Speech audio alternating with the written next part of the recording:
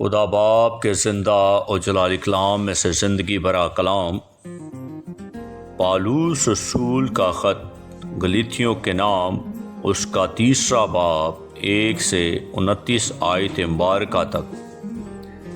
اے نادان گلیتیوں، کس نے تم پر افسون کر لیا؟ تمہاری تو گویا آنکھوں کے سامنے یسوع مسیح صلیب پر دکھایا گیا۔ میں تم سے صرف یہ دریافت کرنا چاہتا ہوں کہ تم نے شریعت کے اعمال سے روح کو پایا یا ایمان کے پیغام سے؟ کیا تم ایسے نادان ہو کہ روح کے طور پر شروع کر کے اب جسم کے طور پر کام پورا کرنا چاہتے ہو؟ کیا تم نے اتنی تکلیفیں بے فائدہ اٹھائی؟ مگر شاید بے فائدہ نہیں، بس جو تمہیں روح بخشتا اور تم میں معجزے ظاہر کرتا ہے، کیا وہ شریعت کے اعمال سے ایسا کرتا ہے یا ایمان کے پیغام سے؟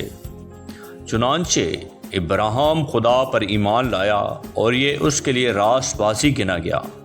پس جان لو کہ جو ایمان والے ہیں وہی ابراہیم کے فرزند ہیں، اور کتاب مقدس نے پیشتر سے یہ جان کر کے خدا غیر قوموں کو ایمان سے راست باز ٹھہرائے گا، پہلے ہی سے ابراہیم کو یہ خوشخبری سنا دی کہ تیرے باعث سب قومیں برکت پائیں گی۔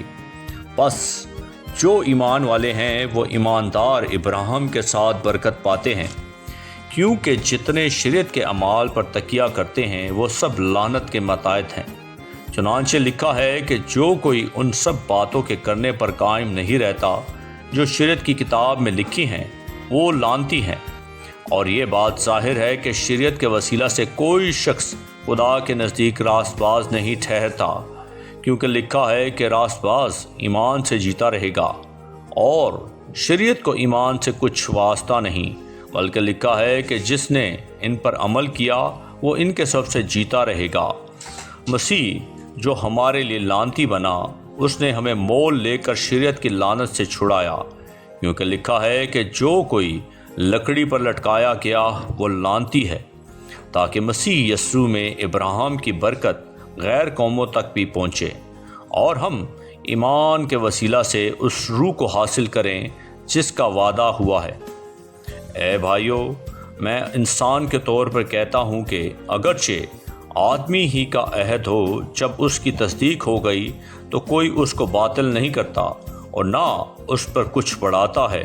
بس ابراہیم اور اس کی نسل سے وعدے کیے گئے، وہ یہ نہیں کہتا کہ نسلوں سے، جیسے بہتوں کے واسطے کہا جاتا ہے، بلکہ جیسے ایک کے واسطے کہ تیری نسل کو، اور وہ مسیح ہے۔ میرا یہ مطلب ہے کہ جس عہد کی خدا نے پہلے سے تصدیق کی تھی، اس کو شریعت 430 برس کے بعد آ کر باطل نہیں کر سکتی کہ وہ وعدہ لا حاصل ہو، کیونکہ اگر میراث شریعت کے سبب سے ملی ہے تو وعدے کے سبب سے نہ ہوئی، مگر ابراہیم کو خدا نے وعدے ہی کی راہ سے بخشی۔ بس شریعت کیا رہی؟ وہ نافرمانیوں کے سبب سے بعد میں دی گئی کہ اس نسل کے آنے تک رہے جس سے وعدہ کیا گیا تھا، اور وہ فرشتوں کے وسیلہ سے ایک درمیانی کی معرفت مقرر کی گئی۔ اب درمیانی ایک کا نہیں ہوتا، مگر خدا ایک ہی ہے۔ بس کیا شریعت خدا کے وعدوں کے خلاف ہے؟ ہرگز نہیں، کیونکہ اگر کوئی ایسی شریعت دی جاتی جو زندگی بخش سکتی تو البتہ راست بازی شریعت کے سب سے ہوتی۔ پر کتاب مقدس نے سب کو گناہ کا ماتحت کر دیا، تاکہ وہ وعدہ جو یسوع مسیح پر ایمان لانے پر موقوف ہے، ایمانداروں کے حق میں پورا کیا جائے۔ ایمان کے آنے سے پیشتر شریعت کی ماتحتی میں ہماری نگہبانی ہوتی تھی، اور اس ایمان کے آنے تک جو ظاہر ہونے والا تھا ہم اسی کے پابند رہیں۔ بس شریعت مسیح تک پہنچانے کو ہمارا استاد بنی، تاکہ ہم ایمان کے سب سے راست باز ٹھہریں۔ مگر جب ایمان آ چکا تو ہم استاد کے ماتحت نہ رہے، کیونکہ تم سب اس ایمان کے وسیلہ سے جو مسیح یسوع میں ہے خدا کے فرزند ہو، اور تم سب جتنوں نے مسیح میں شامل ہونے کا بپتسمہ لیا، مسیح کو پہن لیا۔ نہ کوئی یہودی رہا، نہ یونانی، نہ کوئی غلام، نہ آزاد، نہ کوئی مرد نہ عورت، کیونکہ تم سب مسیح یسوع میں ایک ہو۔ اور اگر تم مسیح کے ہو تو ابراہیم کی نسل اور وعدے کے مطابق وارث ہو۔ آمین۔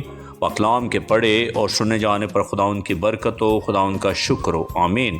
اس زندہ اور جلالی کلام کو زیادہ سے زیادہ شیئر کریں تاکہ لوگ سن کر برکت پائیں، آمین۔